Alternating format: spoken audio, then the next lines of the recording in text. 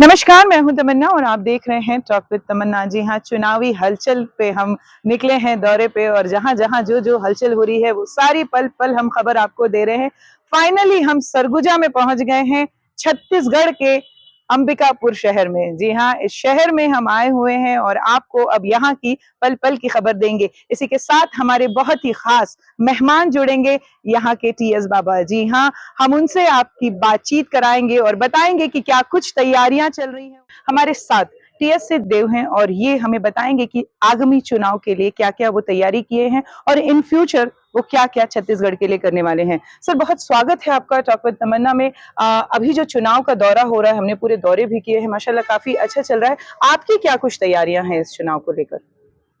तमन्ना जी आदाब, हाँ जी, प्रणाम। चुनाव में कांग्रेस पार्टी के तरफ से उम्मीदवार के रूप में हूँ, तो साथियों को जवाबदारी दे रखी है करना और सफलता दिलाना उनके हाथ में रहता है। बाकी मतदाताओं के जिन बातों को लेके हम लोग जा रहे हैं वो प्रमुख आप भी जान रहे हैं कि 20 बिंदु हैं जो कि घोषणा पत्र के माध्यम से प्रकाशित किए गए हैं। किसानों के लिए है, कर्जा माफी की बात है, 3200 रुपए में धान की खरीदी की बात है, 20 क्विंटल धान की खरीदी की बात है। भूमिहीन जो मजदूर हैं उनके लिए 7 की जगह 10,000 रुपए प्रति वर्ष की बात है। महिला स्व सहायता समूह के ऋण की माफी की बात है। स्वास्थ्य के क्षेत्र में डॉक्टर खूबचंद बघेल योजना अंतर्गत पहले बीपीएल परिवारों को 1 रुपए किलो में जो राशन पाते हैं, अब लगभग 60 लाख परिवार हो गए, उनको 5 लाख की सुविधा थी निःशुल्क इलाज की, और एपीएल परिवारों के लिए 50,000। तो इसको बढ़ा के 10 लाख और 5 लाख, बीपीएल परिवारों के लिए 10 लाख और एपीएल परिवारों के लिए 5 लाख।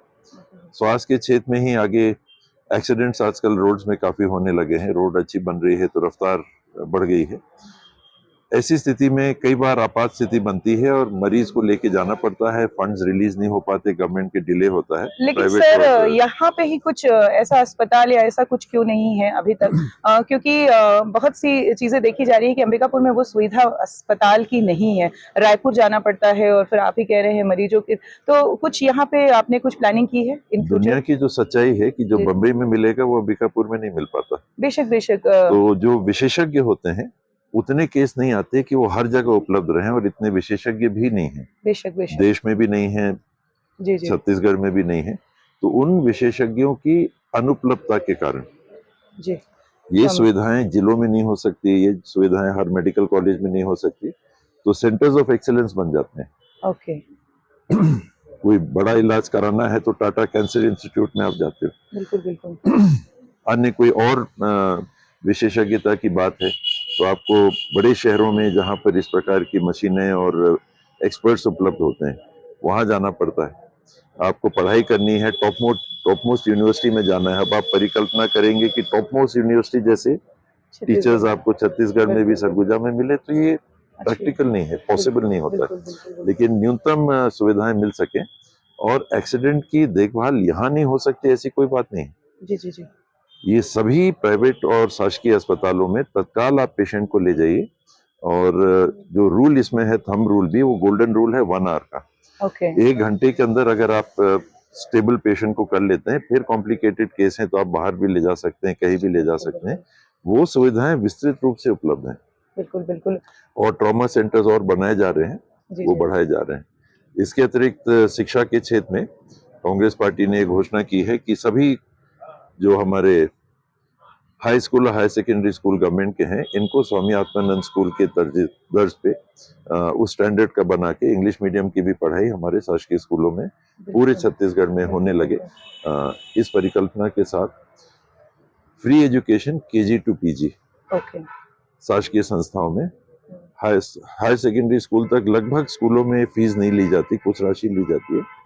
और कॉलेज में जब हम आते हैं तो शासकीय कॉलेजों में भी मेडिकल हो गया, इंजीनियरिंग हो गया, पॉलिटेक्निक हो गया, नर्सिंग कॉलेज हो गए, बीएड कॉलेज हो गए, अन्य इस प्रकार की संस्थाएं, आईटीआई हो गए, इनमें फीस लगती है। तो सभी वर्ग के, चाहे वो एसटी समाज के हों, चाहे एससी समाज के हों, चाहे ओबीसी समाज के हों, चाहे अनारक्षित, सभी बच्चियों और बच्चों के लिए सरकारी स्कूलों में और कॉलेजेस में निःशुल्क शिक्षा की व्यवस्था रहेगी।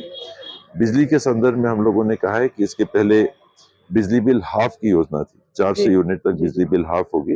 अब वो हाफ में कॉम्प्लिकेशन कई आते हैं, बिल नहीं आते, लोगों के ऊपर 10-10 महीने 20-20 महीने की बिल एक साथ पहुंच जाते हैं, बिल्कुल, पटाने में बहुत दिक्कत बिल्कुल, जाती है। बिल्कुल। तब वो हाफ वाली बात नहीं, अब माफ वाली बात हमने कही है कि 200 यूनिट तक बिजली निःशुल्क और कुछ उपभोक्ताओं गैस को उपलब्ध सिलेंडर का होगी। भी कुछ है। जी, 54 लाख हमारे विद्युत उपभोक्ता हैं छत्तीसगढ़ जी, जी, में। बिल्कुल, इनमें बिल्कुल, करीब वो 41 से काफ़ी 42 तेज़ी से लाखों जी को वायरल हो रहा है। 41 से 42 लाख लोगों को जी। बिजली बिल नहीं आएगी।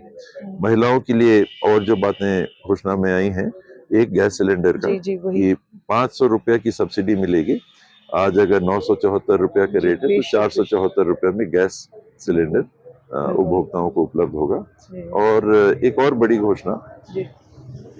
महिलाओं की सशक्तिकरण की दिशा में आर्थिक रूप से उनको सशक्त करने के उद्देश्य से छत्तीसगढ़ धन लक्ष्मी योजना, जिसमें हर महिला को 15,000 रुपए साल के सीधे उनके खाते में दिए जाएंगे। जी, जी। तो ये कुछ प्रमुख योजनाएं हैं। तेंदुपत्ता वन उपज के संदर्भ में भी हैं। तेंदुपत्ता अब 100 बंडल्स का 600 रुपया, अभी 400 था, उसको 600 किया जा रहा है। और बोनस अलग से हर कार्डधारी को 4,000 रुपए अलग।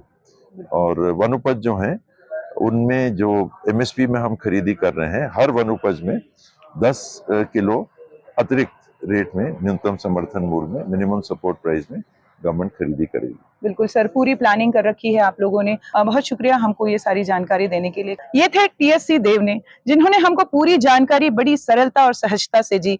इन्होंने बताया हमें कि ये फ्यूचर में क्या-क्या करने वाले हैं और ये क्या-क्या कर चुके हैं।